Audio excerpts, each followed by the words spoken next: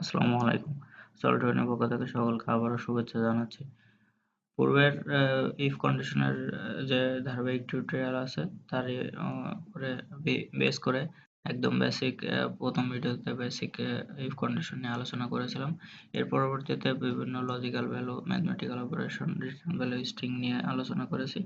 তার পরবর্তী তৃতীয় নম্বর ভিডিওতে টিউটোরিয়ালে টেক্সট ভ্যালুর যে টেক্সট কেস সেনসিটিভ, ইনসেনসিটিভ এবং টেক্সট ভ্যালুর যে পার্শিয়াল ম্যাচ আছে সেটা কিভাবে করা যায় সেগুলো নিয়ে আলোচনা করেছি।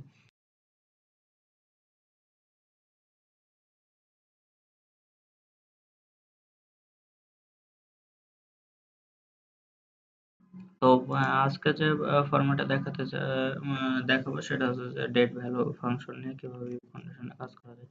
তো ইফ কন্ডিশনে ডেট ভ্যালু যে আছে সেটা নিয়ে যদি কাজ করাতে চাই, আমি একটা জাস্ট ডাটা দাঁড় করিয়েছি, সেটা হচ্ছে যে বাংলা এক্সাম, মেবি এটা এক্সাম ডেট হতে পারে, যে কোনো ডেট।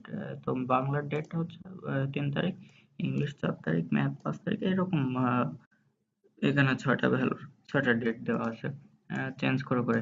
তো এখানে মূলত আমি কারেন্ট ডেটটা ধরতেছি 5 ফেব্রুয়ারি, একটু হাইলাইট করে রাখি। এখন এই কারেন্ট ডেটের উপরে বেস করে আমি এটা যে পাস্ট হয়ে গেছে, এটা চলে গেছে না সামনে আসতেছে না এটা চলতেছে, এই কন্ডিশনটা আমি ডেট ভ্যালুর মাধ্যমে দিয়ে কিভাবে বের করতে হয় এটা দেখানোর চেষ্টা করব। তো সর্বপ্রথমে যদি ডেট ভ্যালুর যে ফাংশন আছে সেটা আমরা দিই ফরম্যাট, সেটা ডেট ভ্যালু। তো আমি একটা যদি ডেট ভ্যালু দিই, যে 05, আজকের ডেট ভ্যালুটা আমি এখানে যে কারেন্ট ডেট ভ্যালুটা আছে সেটা দিচ্ছি 05 ফেব্রুয়ারি 18। তো এই কন্ডিশন দিয়ে আমি এটা দিলে এটা একটা ডেট ভ্যালু, এটা হচ্ছে একটা ডেটের পিছনকার ভ্যালু।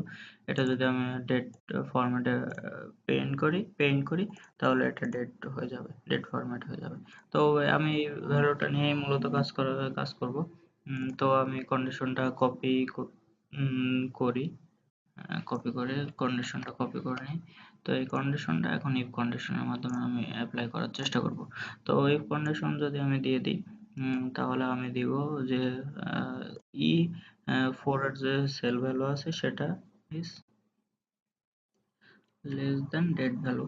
যদি লেস দেন ডেট ভ্যালু হয় তাহলে পাস্ট আর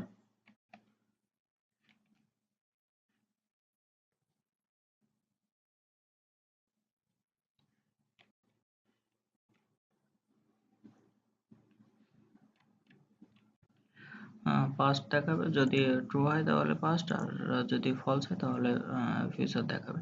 তো সেক্ষেত্রে আমি যদি কন্ডিশনটা এখন অ্যাপ্লাই করি তাহলে এখানে দেখাচ্ছে যে পাস্ট। এখন যদি আমি এটা ড্রাগ করি তাহলে সবকিছুই ঠিক আছে, কিন্তু এই কারেন্ট ডেটটা ঠিক নেই, কারণ আমি কারেন্ট ডেটের কোনো কন্ডিশনালে এখানে আমি অ্যাপ্লাই করিনি। এখানে আমি জাস্ট কন্ডিশন অ্যাপ্লাই করছি যে E5 এর যে সেল আছে সেটা ডেট ভ্যালু দেখাও, ডেট ভ্যালু কি, কারেন্ট ডেট ভ্যালু এটা, কারেন্ট ডেট ভ্যালু যদি ট্রু হয় তাহলে পাস্ট হয়ে গেছে, আর যদি ফলস হয় তাহলে ফিউচার সামনে আসতেছে। তো এটা হচ্ছে যে ডেট ভ্যালু অ্যাপ্লাই করে কিভাবে অতীত মানে ডেট ক্যালকুলেশন, রেঞ্জ ক্যালকুলেশন করা যায় সেটার একটা ফর্মুলা। এখন যদি আমি কারেন্ট ভ্যালুটার এটার যে লজিক আছে, এই কন্ডিশনাল লজিক, সেটা যদি আমি অ্যাপ্লাই করে দেখতে চাই তাহলে আমি খুব সহজে করতে পারবো। সেটা হচ্ছে যে আমি এখানকার ভ্যালুটার টোটালটা একটু কপি করে নিই, টোটাল যে কন্ডিশন আছে ইফ কন্ডিশনটা কপি করে নিই। ইফ কন্ডিশন কপি করে নিয়ে আমি জাস্ট এখন কন্ডিশনটা একটু এডিট করব। আমি যদি কন্ডিশনটা এডিট করি E6 ইকুয়াল টু যে ডেট ভ্যালু সেটা দিয়েছি, সেটা যদি হয় তাহলে হবে কারেন্ট, CURRENT, কারেন্ট। আদারওয়াইজ এটা আমার যে কন্ডিশন আছে সেই কন্ডিশনে দেখাবে। তো এটা আমি এন্টার দিলে এই যে কারেন্ট ভ্যালু চলে আসছে। সেক্ষেত্রে আমি এটা ড্র্যাগ করে উপরে নিচে দিয়ে দিই, ড্র্যাগ করে সব আমি যদি চেঞ্জ করে, এখন যদি আমি এটাকে ফরম্যাটটা আমি যদি 3 তারিখের জায়গায় 5 তারিখ দিয়ে দিই, এই যে কারেন্ট দেখাচ্ছে।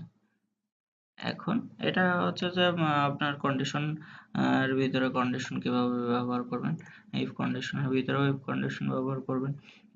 সবসময় খেয়াল রাখবেন একদম যে লজিকের প্রথম লজিকটা আছে, যেরকম কারেন্ট ইকুয়াল লজিক, দেন প্রথমে চেক করবে কোন লজিকগুলো, সেগুলো একটা লিস্ট আউট করে নেবেন। তো সেই প্রায়োরিটি বেসিসে আপনি কন্ডিশনগুলো অ্যাপ্লাই করতে থাকবেন। অ্যাপ্লাই করতে থাকলে দেখবেন যে আপনার কোনো জটিলতা, কোনো ঝামেলা ছাড়াই আপনি কন্ডিশনগুলো অ্যাপ্লাই করতে পারতেছেন। তো এটাই ছিল ডেট ভ্যালু ইউজ করে, ডেট ভ্যালুর যে ফাংশন আছে সেই ফাংশন ইউজ করে ইফ কন্ডিশনের মাধ্যমে আমি অতীত, বর্তমান এবং ভবিষ্যৎ ক্যালকুলেশন কিংবা ভিউ দেখানো। তো এটা গেল ডেট ভ্যালুর। ওকে, ফাইন। এখন যদি আমি ইফ ফর্মুলা ইউজ করে টুডে ফাংশন ইউজ করতে চাই, তাহলে টুডে ফাংশনটা ইউজ করতে চাইলে প্রথমে আমি পূর্বের ডাটাগুলো মুছে দিই একটু। Today today today today okay, fine. Today যদি ফাংশন ডেট ভ্যালুতে যে টুডে টুডে দিয়ে এন্টার দিলে আজকের ডেট 7 তারিখ, যেহেতু আমি 7 তারিখের আমার পিসিতে 7 তারিখ শো করতেছে, সেহেতু টুডে 7 তারিখ শো করবে।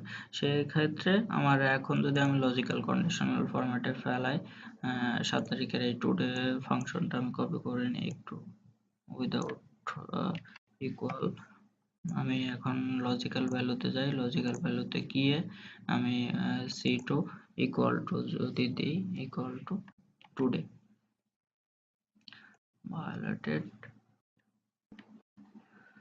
তো আমরা ডেট ফরম্যাটে যে টুডে দেখলাম, এখন যদি আমি লজিক্যাল ফরম্যাটে যাই, যে ইফ কন্ডিশন দিই যে এই ভ্যালুটা equal to today bracket close করলাম লেস দেন 30, আমি 30 দিনের একটা ডেট দিতে যাচ্ছি, ইয়েস আর নো। Okay, fine. দেখেন এখানে কিন্তু আমার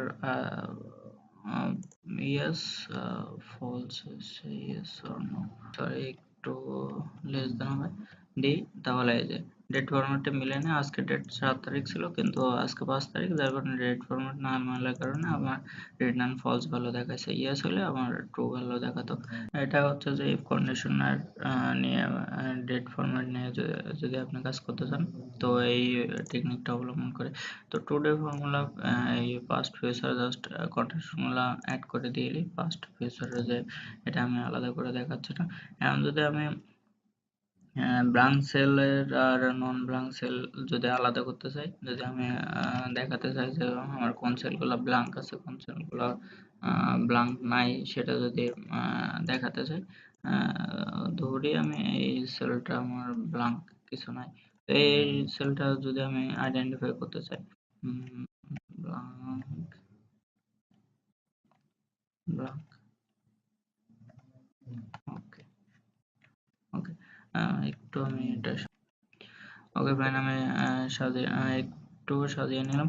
তো এখন যদি আমি ব্ল্যাঙ্ক ফরম্যাটটা দেখার যে কন্ডিশনার আছে সেটা অ্যাপ্লাই করতে চাই, তাহলে তাহলে আমি জাস্ট যে কন্ডিশনটা অ্যাপ্লাই করবো সেটা হচ্ছে যে লজিক ইফ কন্ডিশন। ইফ কন্ডিশনে আমি এই সেলটা নেব, সেলটা নিয়ে আমি নট ইকুয়াল, নট ইকুয়াল যে ফর্মুলা আছে, নট ইকুয়াল যে ফর্মুলা সেটা, এবং ব্ল্যাঙ্ক, এই যে রিটার্ন ভ্যালু ট্রু, এটা রিটার্ন ভ্যালু ট্রু, তার মানে ওকে। এখন যদি আমি এটা ড্র্যাগ করি, তাহলে দেখুন এই যে ফলস ফলস আসতেছে, তো ফলস আসতেছে। তো এখানে রিটার্ন ভ্যালু আমি ওকে করেছি, আমি একটু এটা ফলস রিটার্ন ভ্যালু ওকে, আর আদারওয়াইজ ব্ল্যাঙ্ক, তো এটা স্ট্রিং এর মধ্যে লিখি,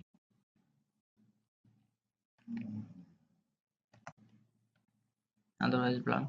তো এটা হচ্ছে যে যে কোনো ভাবে আপনি ব্ল্যাঙ্ক যে ফরম্যাট সেল আছে সেটা যদি আইডেন্টিফাই করতে চান, সেটা কন্ডিশনের মাধ্যমে ব্যবহার করে আপনি এই ব্ল্যাঙ্ক সেল গুলা বের করে নিতে পারেন।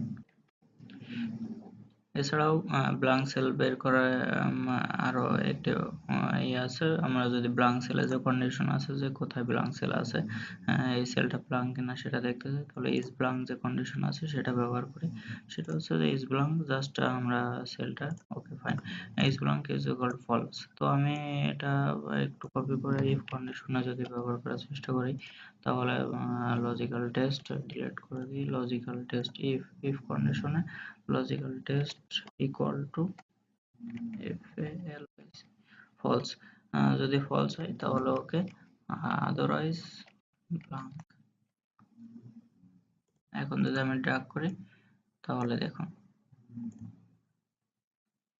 সরি, এখানে মেবি আমার ড্রাগ করা ভুল হয়েছে। ডি ফাইভ পাবো না, এখানে হবে ডি4। Okay fine. এখন যদি আমি কন্ডিশনটা ড্রাগ করে দিই সবগুলা, তাহলে দেখুন এটা ব্ল্যাঙ্ক ঘর। এটা যদি আমি ডিলিট করে দিই এখন, তাহলে এই যে ব্ল্যাঙ্ক চলে আসলো। এখানে কিন্তু আমি যদি কোনো ওয়ার্ড দিই তাহলে এটা ব্ল্যাঙ্ক না, এটা স্পেস দিলাম, স্পেস কিন্তু ব্ল্যাঙ্ক। সেক্ষেত্রে স্পেসটাকে ব্ল্যাঙ্ক হিসেবে ধরতেছে,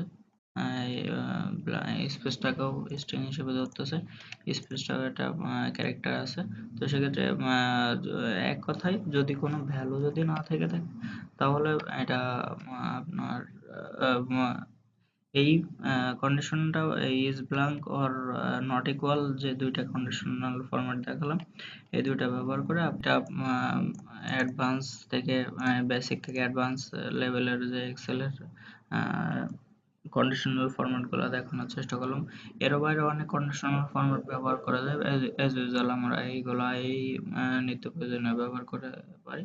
আর মেন কথা, আপনি যদি ইফ কন্ডিশনটা বুঝে থাকেন তাহলে আপনি যে কোনো জায়গায় এটা ইউজ করতে পারবেন, যে কোনো ভাবে যে কোনো কন্ডিশনাল ফরম্যাট ইফ কন্ডিশন দিয়ে আপনার লজিক টেস্ট করে আপনার কাঙ্ক্ষিত নাম্বার।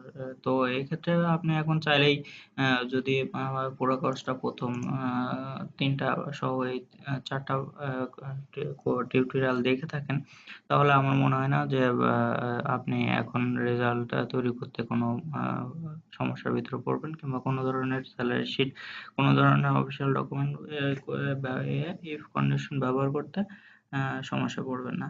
আর সব মিলায়ে কোনো মতামত থাকলে কমেন্টস করবেন, লাইক শেয়ার করতে ভুলবেন না। আল্লাহ হাফিজ।